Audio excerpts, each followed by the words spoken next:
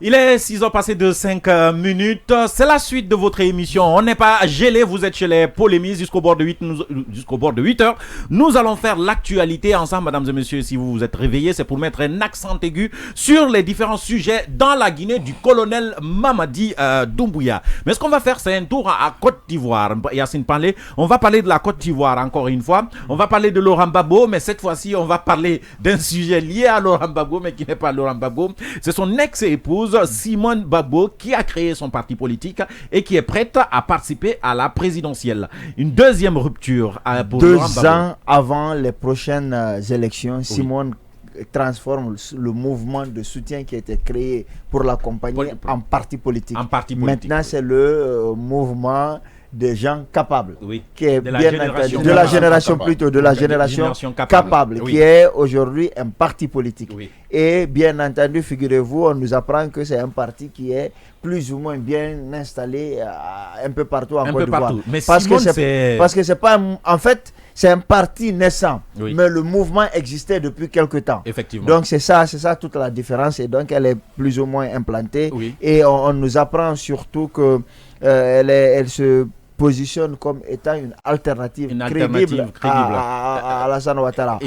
Parce qu'elle se voit comme étant celle qui pourrait faire peau neuve, même si elle a duré en politique à côté de Gbagbo, mais c'est la première fois qu'elle crée. Une deuxième rupture pour Laurent Gbagbo, M. Valli, l'autre Ivoirien dans ce studio. Ce n'est pas une deuxième rupture, c'est une troisième rupture. Ah, ben voilà, une troisième rupture. C'est une troisième rupture, il faut le préciser. D'abord, la rupture elle est maritale, parce que Laurent Gbagbo, à son arrivée, a demandé le divorce. On a vu des scènes assez désolantes en public, déjà même à son arrivée à l'aéroport, ce qui avait choqué beaucoup de partisans de Laurent Gbagbo. Parce que il faut remarquer que Laurent Gbagbo et Simone, c'est un tandem en fait. On a toujours imaginé que c'était un tandem. On a le toujours tandem imaginé des années 2000. L'un ne pouvait aller sans l'autre en fait. Ils ont plus de 30 années de combat, de lutte politique ensemble.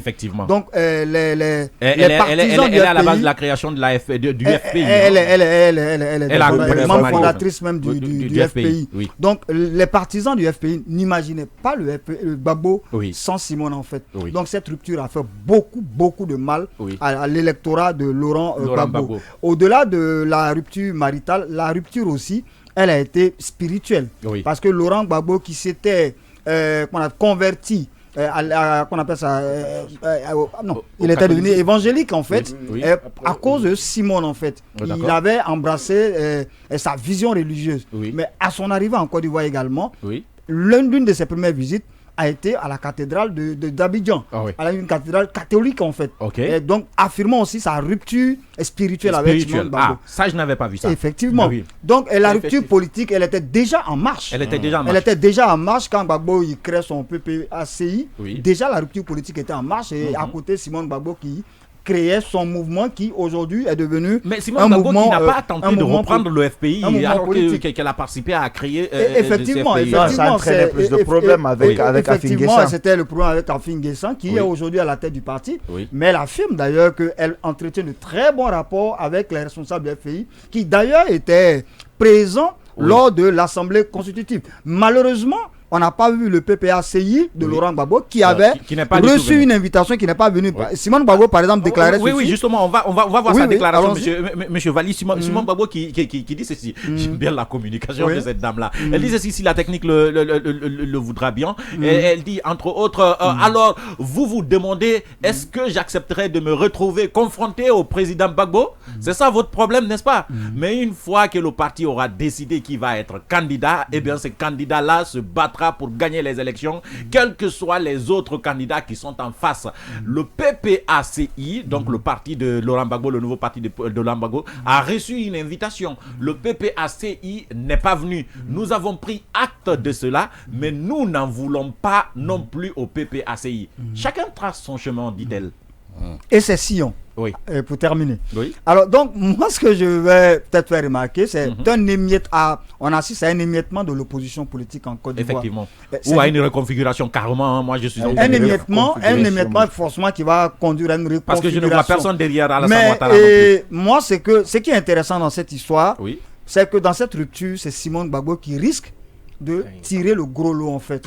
Effectivement. Aujourd'hui, l'aspect sentimental de sa rupture avec Simone n'a pas plu à beaucoup de personnes. Surtout du point de vue de la foi. La rupture spirituelle. Je pense que ça a beaucoup été critiqué. En fait, les gens, ils ne pardonnent pas ce genre de choses. Ils ne pardonnent pas en fait. Donc, les gens n'ont pas pardonné à la On ne pardonne pas les hypocrites. Et un changement de foi basé sur je ne parlerai pas d'hypocrisie.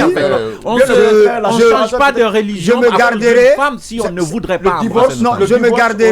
Je me garderai de critiquer la foi de qui que ce soit. Oui. Mais comme vous l'avez dit, c'est une reconfiguration politique qui aujourd'hui... Alors, ce qu'on va faire, on va aller en Côte d'Ivoire où on va retrouver un confrère, Bledson Mathieu, qui est un journaliste, grand reporter à l'un des plus grands médias, l'un des plus grands quotidiens de la Côte d'Ivoire. Il s'agit de Fraternité Matin. Il est au bout de fil avec nous, monsieur Mathieu. Bonjour. Oui, bonjour, cher confrère. Merci d'accepter de répondre à nos questions ce matin. Je rappelle que vous êtes grand reporter à Fraternité Matin. Oui. On s'intéresse donc à la politique en Côte d'Ivoire. Monsieur Valli, première question. La première question que j'aimerais poser à monsieur Bledson Mathieu est de savoir si réellement le nouveau parti qui a été créé par Simone Gbagbo a des chances de s'implanter réellement dans le sillage politique ivoirien.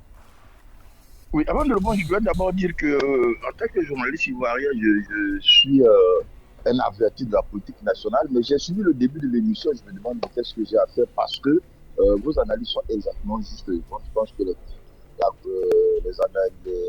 informations que vous avez sont les plus exactes. Alors, qu'est-ce qu'aujourd'hui Simone a comme chance de conquérir le cœur des Ivoiriens? Quelqu'un a dit tout à l'heure que la gauche se divise. C'est vrai, tous ces partis-là, le PPACI de Laurent Gbagbo, mais aussi le COJEP de Blé Goudé qui n'est pas encore arrivé, mais dont le parti est vraiment en train de s'implanter sur le terrain. Le parti de Simone Gbagbo, tous ces partis-là creusent dans prennent leur creusent dans le vivier du FPI traditionnel. Ça, vraiment, ils ne prennent pas des militants ailleurs, ni au RHDP, ni des nouveaux votants. Ils creusent dans le vivier traditionnel du FPI avant la crise militaro-politique. Donc, au départ, c'est Afin Gissa qui était resté sur place, les autres étaient en prison. Il a pris le FPI. Quand Gbagbo est arrivé, il a créé le PPACI. Blé Goudé, avant de venir, a transformé son projet qui était juste un mouvement proche de Laurent Gbagbo en parti politique. Et aujourd'hui, il n'y a pratiquement pas d'échange ni entre Blé Goudé et Laurent Gbagbo, ni entre Gbagbo et son épouse. C'est clair, pour elle, ça a été bien apprécié de dire qu'il y a eu 3 ruptures religieuses, de ruptures maritales.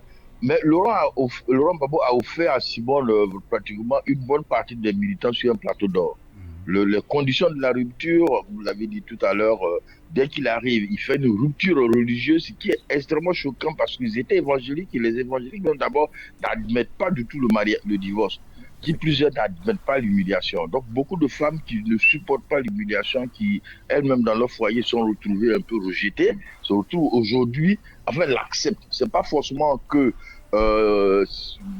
qu'elle veut militer dans son parti, mais il y a un élan de sympathie. Et si demain il y avait un face-à-face entre Laurent Gbagbo et Simone dans les urnes, ben, ça va, en tout cas, comme on le dit souvent, ça va chauffer. Donc ça, sur ça, elle a beaucoup de chance. D'accord. Allez-y. Alors, monsieur Bledson, moi je voudrais savoir un peu le poids de l'électorat féminin en Côte d'Ivoire et est-ce qu'on peut estimer qu'aux prochaines élections, Madame Simone et Yves Gbagbo pourraient ratisser large de ce côté-là? Bon, je ne veux pas vous mentir que j'ai une idée exacte du poids électoral des femmes. La population ivoirienne, le recensement du mois dernier, c'est 50-50 en gros. Légèrement avec une avance légère pour les hommes. Maintenant, est-ce que cet électorat-là, est-ce que c'est la moitié de la population qui est féminine va aux élections? Il y a très peu de femmes qui sont intéressées par la politique. Il y en a vraiment très peu. C'est même pour ça que le mouvement féministe en Côte d'Ivoire lutte pour que les femmes s'intéressent beaucoup plus à la politique. L'avantage qu'elles ont, c'est qu'elles votent